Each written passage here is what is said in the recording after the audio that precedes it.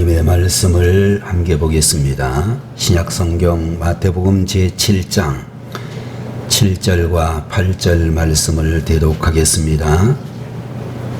구하라 그리하면 너희에게 주실 것이요 찾으라 그리하면 찾아낼 것이요 문을 두드리라 그리하면 너희에게 열릴 것이니 구하는 이마다 받을 것이요 찾는 이는 찾아낼 것이요 두드리는 이에게는 열릴 것이니라. 아멘.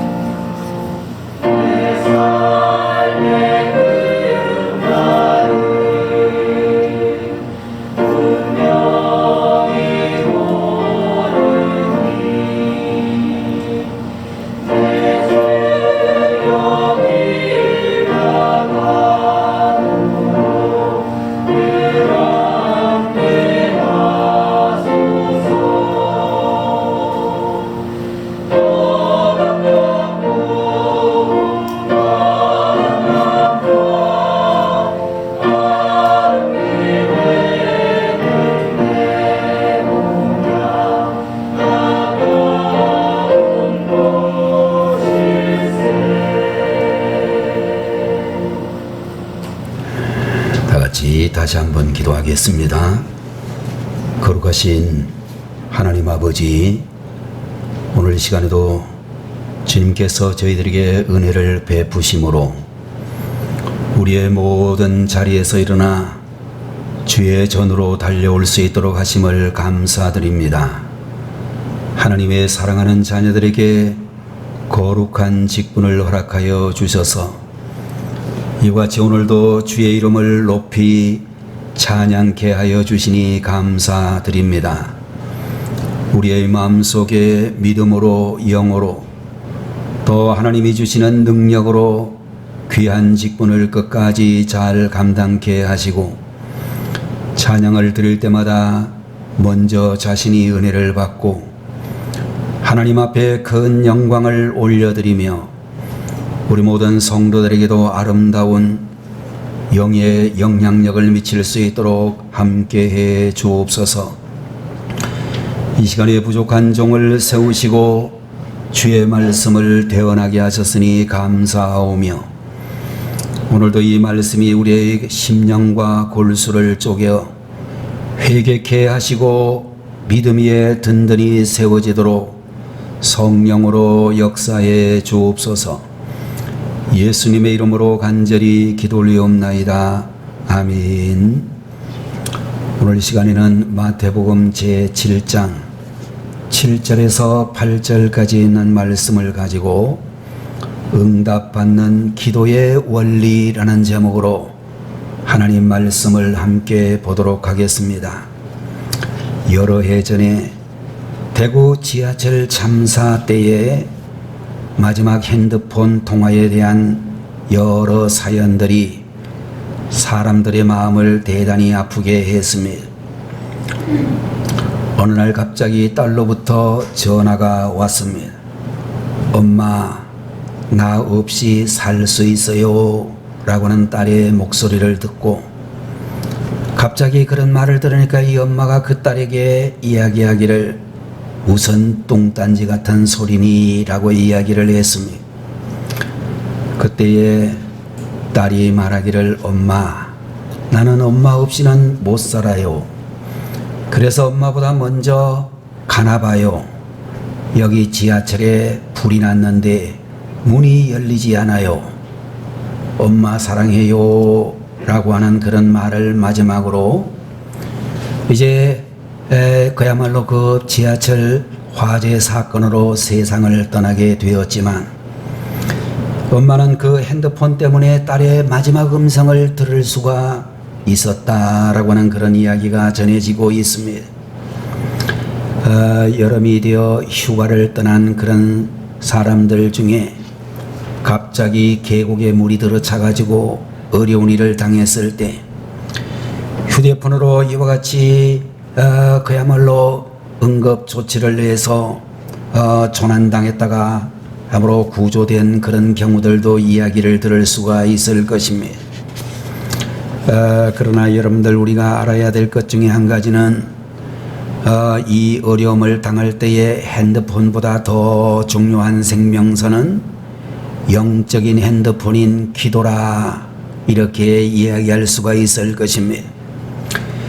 우리는 기도를 통해서 하나님의 음성을 듣고 하나님과 대화를 할 수가 있을 것이며 기도의 줄이 막히게 되면 영혼도 죽지만 기도의 줄이 통해 있으면 힘든 상황에서도 살아날 수가 있다 그렇게 믿는 것입니다.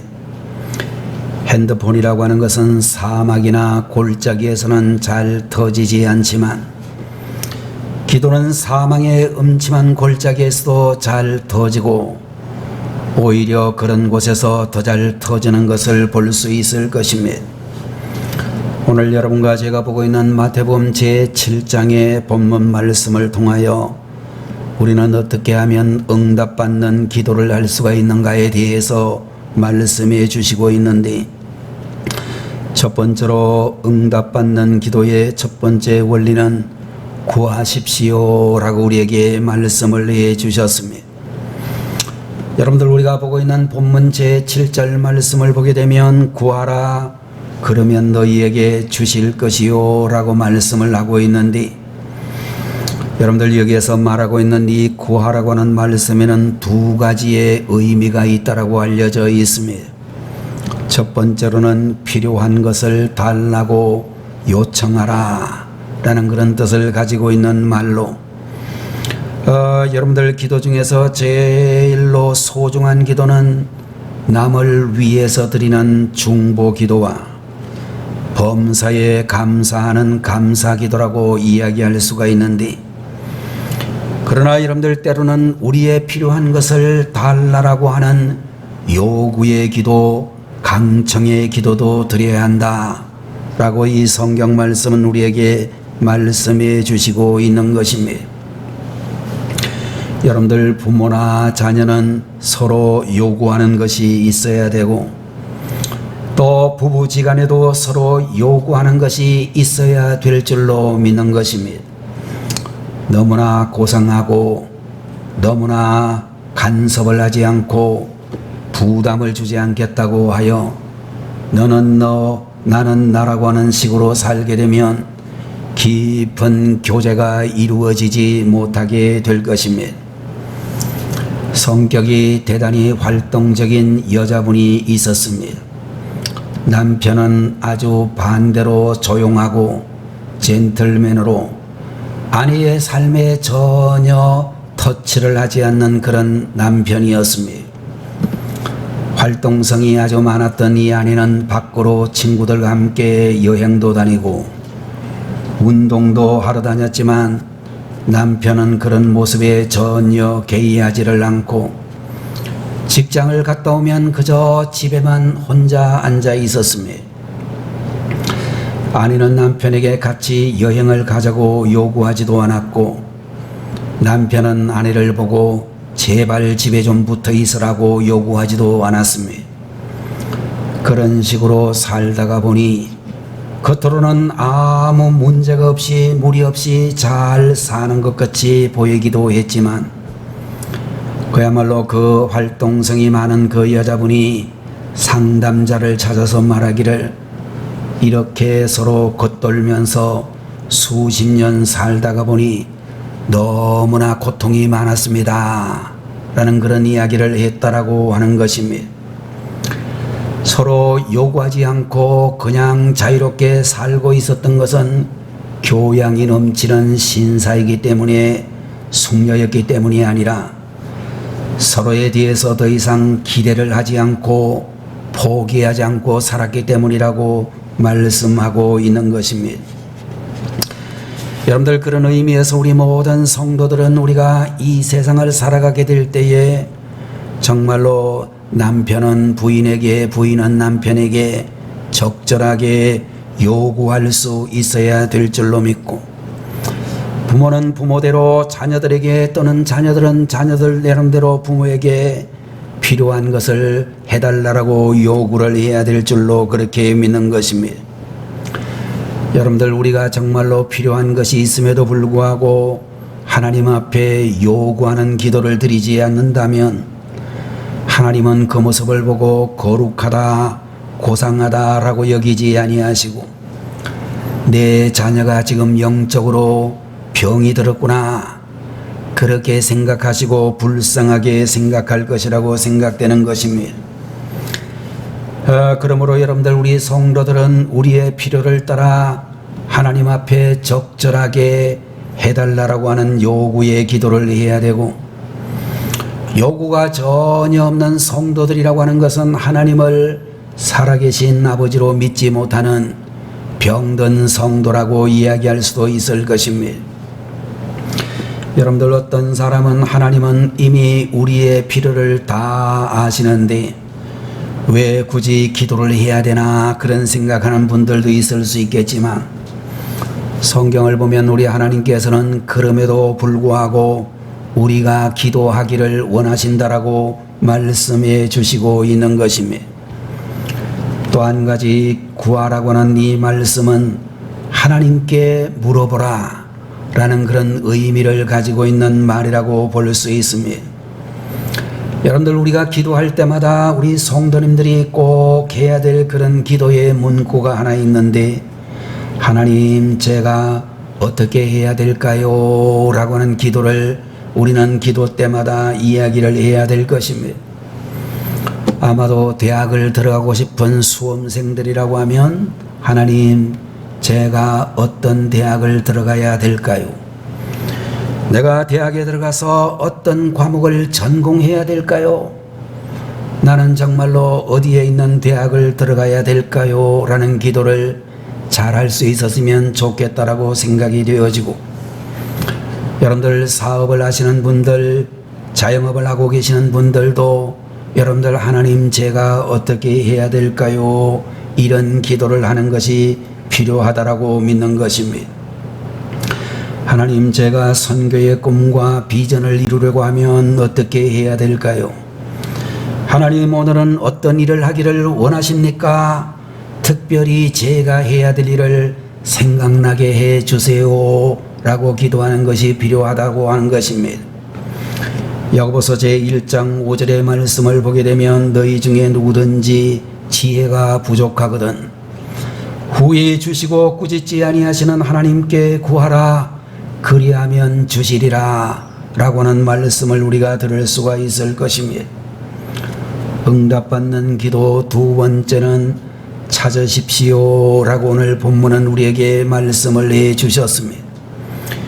여러분들, 오늘 우리가 보고 있는 본문 제7절의 말씀을 보게 되면 계속해서 주님이 말씀하시기를 찾으라 그러면 찾을 것이요 라고 말씀을 해 주시고 있습니다.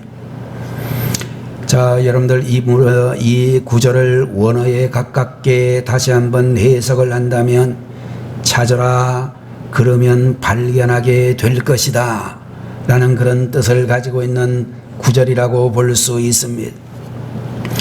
여러분들, 기도란 무엇인가? 한마디로 기도는 찾는 것이며 기도는 발견하는 것이다, 이렇게 성경은 우리에게 말씀을 해 주시고 있습니다. 여러분들, 우리가 기도를 하면서 기뻐할 것이 있나 그런 생각을 하고 찾으면 내게 기쁨을 주는 것을 발견하게 되고, 또 여러분들 기도하면서 감사거리를 찾으면 감사거리를 발견하게 되어질 것입니다. 그렇게 기도하는 사람은 늘 기뻐할 수가 있고 범사에 감사할 수 있는 성도가 되어지는 것입니다. 여러분들, 우리가 기도하면서 나의 단점을 발견하게 되면 회개가 나오고, 나의 장점을 발견하게 되면 삶의 용기가 생겨지게 될 것입니다. 여러분들, 우리가 기도하면서 하나님의 방법을 찾게 되면 하나님이 원하시고 기뻐하시는 방법을 발견하게 될 것이라고 분명히 믿는 것입니다. 여러분들, 우리가 기도하면 보이지 않는 것을 볼 줄 아는 영적인 안목이 열려지게 될 것입니다. 여러분들, 보이지 않는 곳에서 역사하시는 하나님의 손길을 보고 느끼면서 합력하여 선을 이루어 주시는 하나님을 철저히 신뢰하게 되어질 것이라고 믿는 것입니다. 우리가 잘 알고 있는 시편 기자는 시편 121편에서 말씀하기를, 내가 산을 향하여 눈을 들리라. 나의 도움이 어디서 올꼬? 나의 도움이 천지를 지으신 여호와에게서로다, 이렇게 말씀을 해 주시고 있는데, 여러분들, 우리가 대자연을 보게 되면 하나님의 손길을 느끼고 하나님의 위대하심을 발견하게 된다라고 하는 것입니다.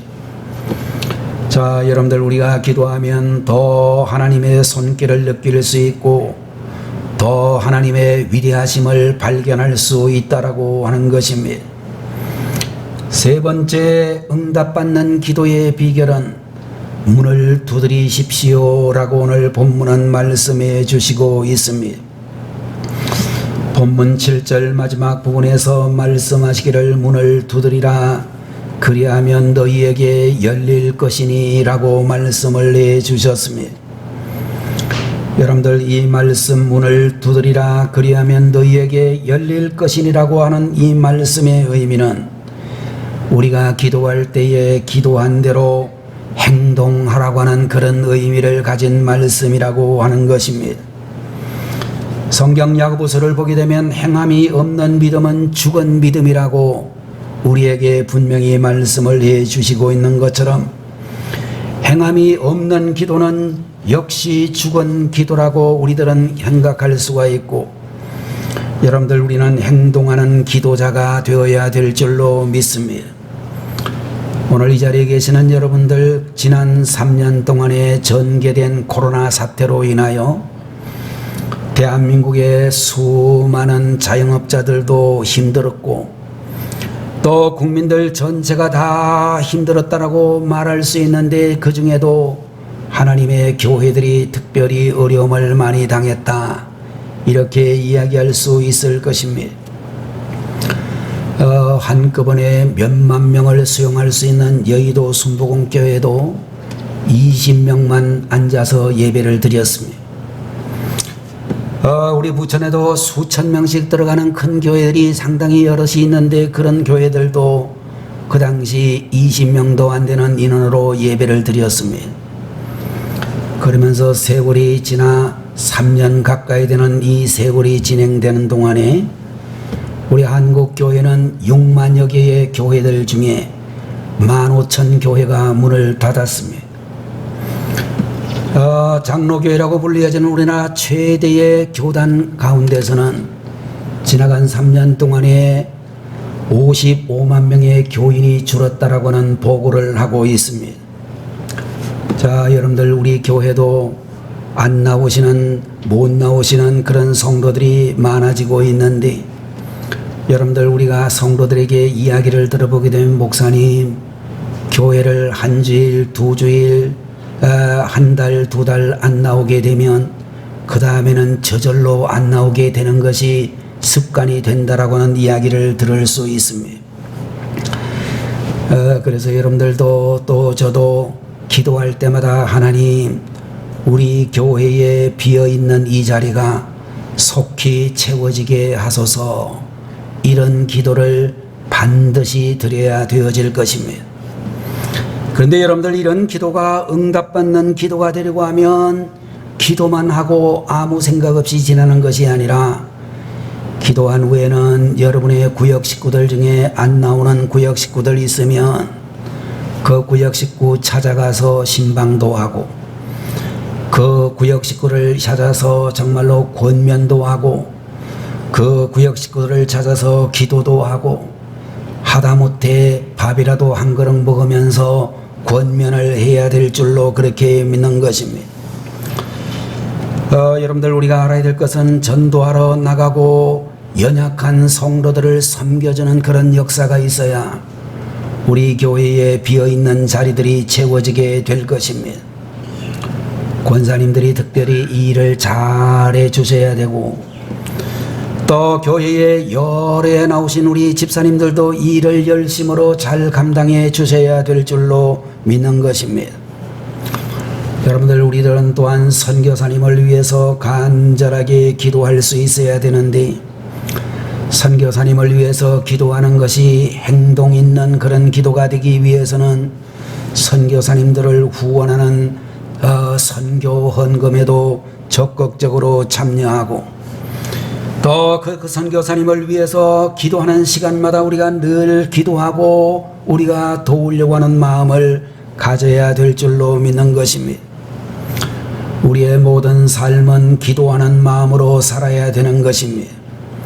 비판하고 싶을 때 더 기도하고, 헤아리고 싶을 때 더 기도하고, 용서가 힘들 때도 더 기도하고, 용서를 실천해야만 하는 것입니다. 매일 기도하면서 매일 땀도 흘리고 인간적인 노력도 해야 되어질 것입니다.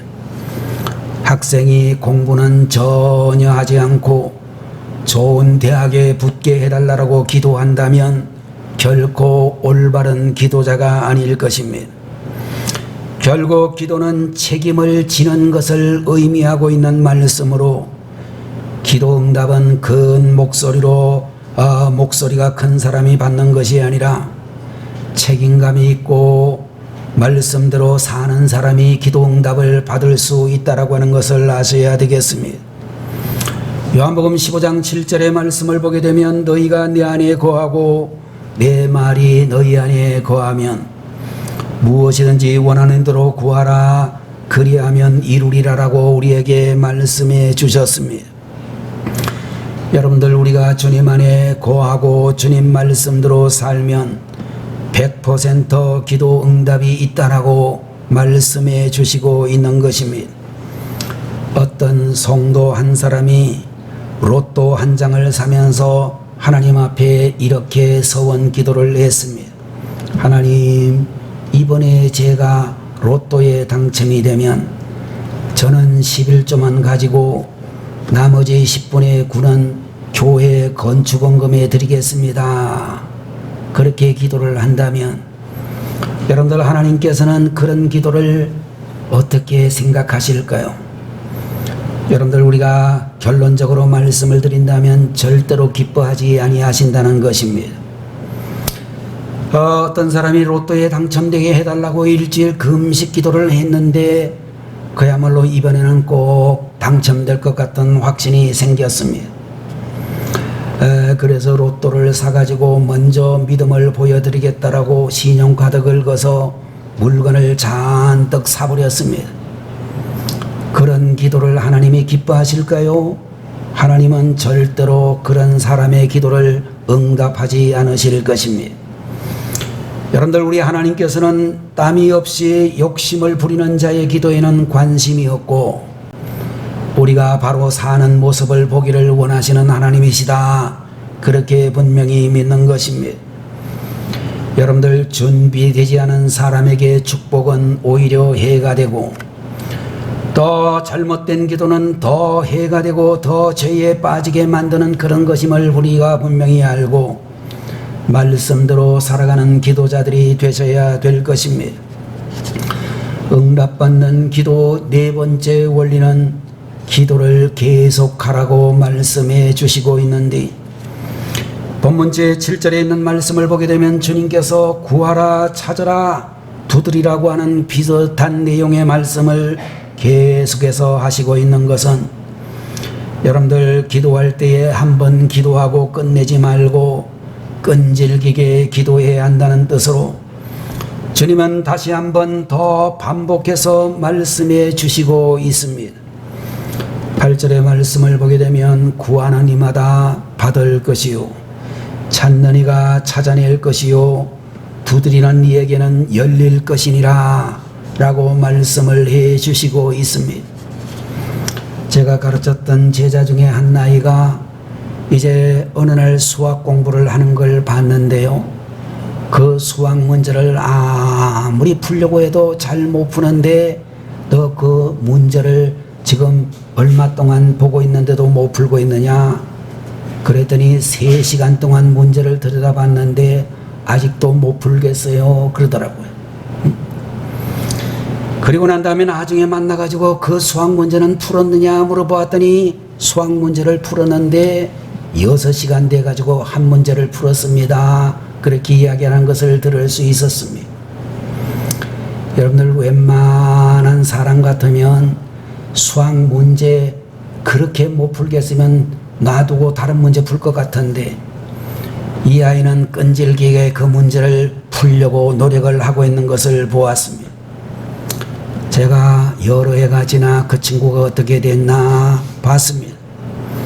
그 친구가 말이죠, 자기가 가지고 있는 수학 문제 30점만 맞으면 일본의 도쿄 대학, 일본의 동경제국대학, 옛날에 그렇게 불리던 도쿄 동경대학을 합격하는 그런 정도의 문제라는 것을 이야기했는데, 그러더니 그 아이가 대구 교육대학의 교수가 되어져 있습니다.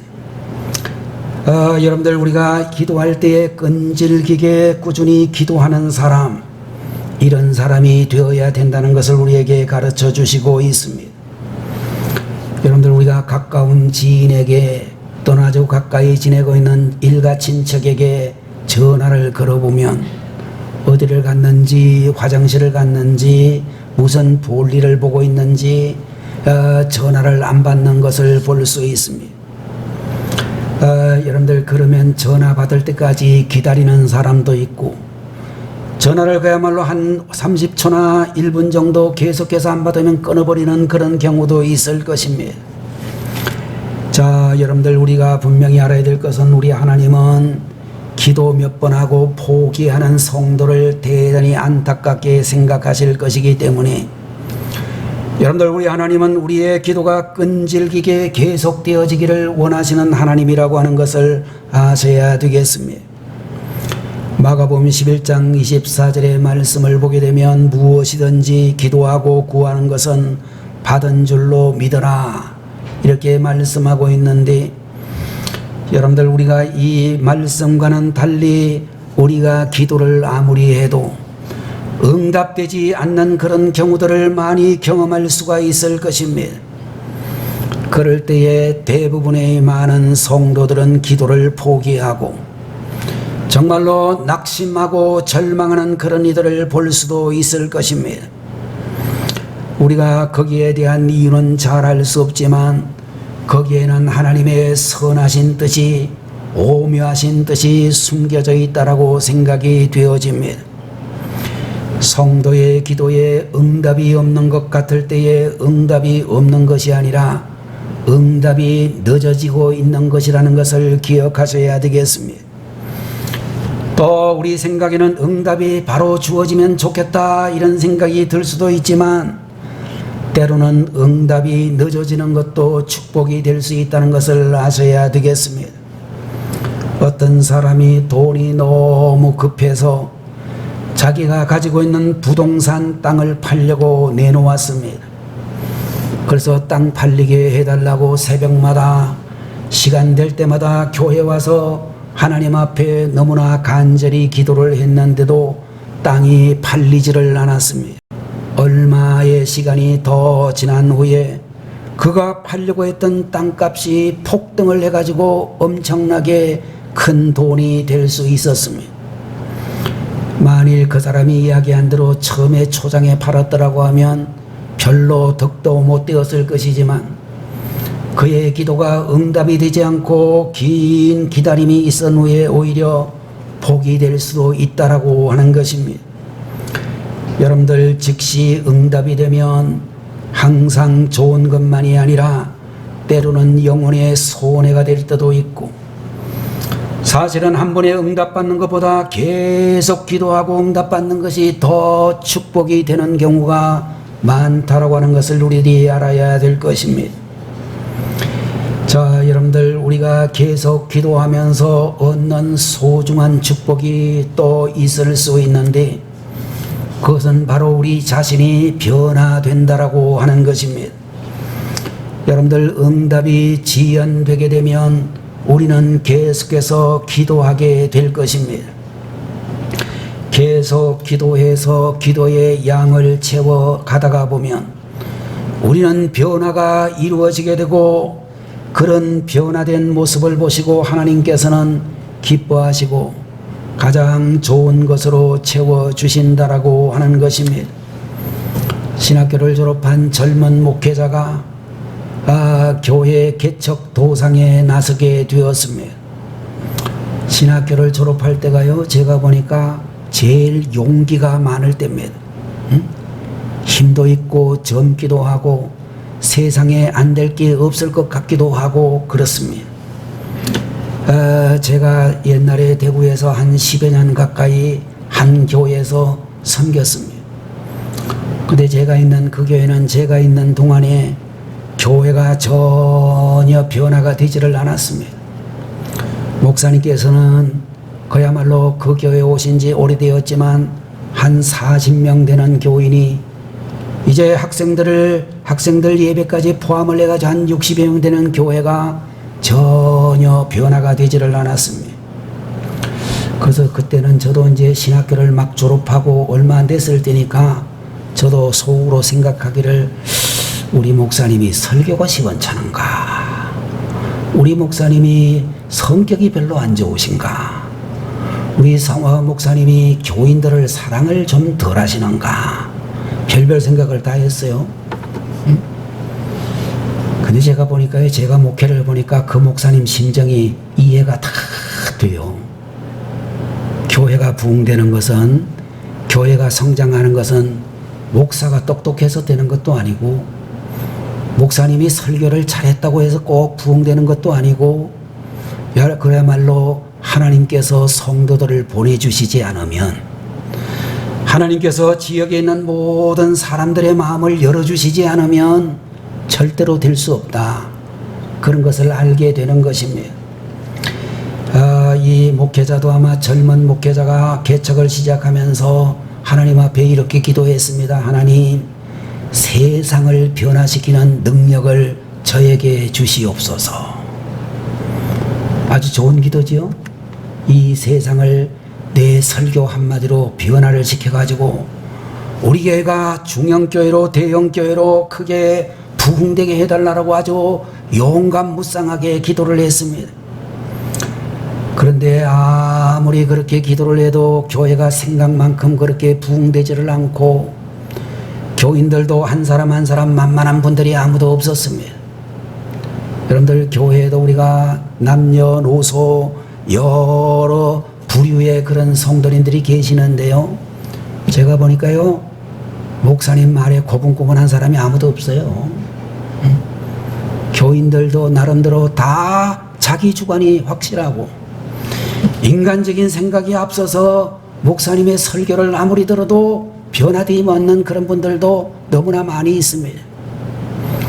이 목사님이 여러 해 목회를 지나고 난 다음에 하나님께 기도를 했는데 기도가 좀 달라졌어요. 뭐라고 기도를 했느냐면, 하나님, 세상을 변화시키기 전에 제가 변화되게 하옵소서. 그렇게 기도를 했다는 것입니다. 여러분들, 우리가 계속해서 기도하다가 보면 여러분과 저에게 있어서 가장 큰 축복이 있는 것이 오는데, 그것이 뭐냐면 바로 나 자신이 변화가 이루어진다라고 하는 것입니다. 여러분들, 우리들은 기도하면서 나 자신부터 변화되기를 소원해야 될 줄로 믿습니다. 여러분의 남편을 변화시키려고 하지 말고, 여러분의 부인을 변화시키려고 하지 말고, 여러분의 자녀들을 변화시키려고 하지 말고, 내가 먼저 변화되는 것이 중요하다라고 하는 것입니다. 여러분들, 우리가 기도하는 기도 시간은 우리를 축복의 그릇으로 만드는 시간이다, 그렇게 말할 수 있을 것입니다. 꾸준하고 계속적인 기도를 통해서 우리가 예수님처럼 온유하고 겸손한 마음을 가지게 되면 하나님께서는 더 좋은 것으로 우리의 삶을 넉넉하게 채워주시리라, 그렇게 분명히 믿는 것입니다. 더 나가서 여러분들, 기도는 만사를 변화시킨다라고 말씀드릴 수 있습니다. 1950년 6월 25일 한국 전쟁이 발발하고 3개월도 채 되지 않아서 우리나라 국토의 거의 90% 가까운 지역이 공산군이 점령하게 되어졌습니다. 모든 우리나라의 전국토가 공산군에 의해서 점령이 되자 사람들은 모두 이제는 희망이 없다, 그런 생각을 하게 되어졌습니다.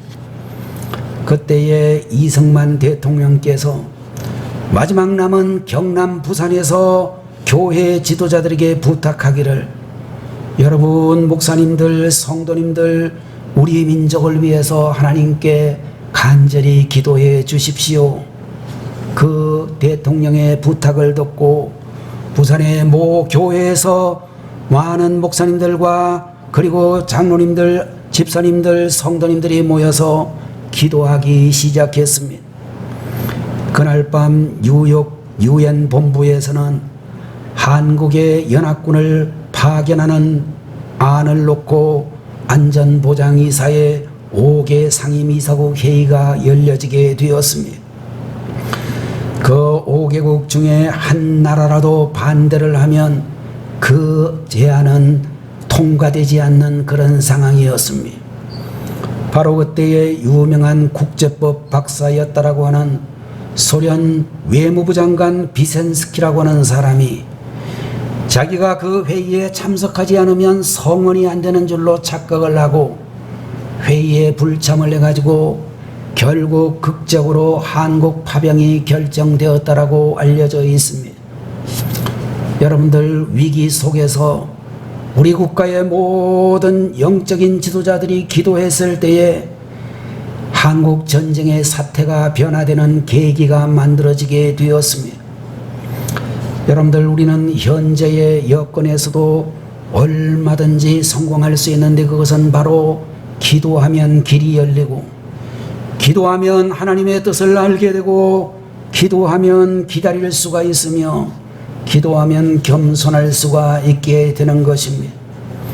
기도할 때에 하나님과의 신비한 대화가 이루어지고 하나님의 능력을 받게 된다라고 말씀하고 있는 것입니다. 여러분들, 이제 우리들은 기도를 포기하지 말고 끈질기게 기도하는 분들이 되셔야 되겠습니다. 여러분들, 우리는 오늘 본문에 있는 말씀을 통하여 응답받는 기도의 4가지 원리를 말씀드렸습니다. 첫 번째로는 구해야 한다라고 말씀을 드렸습니다.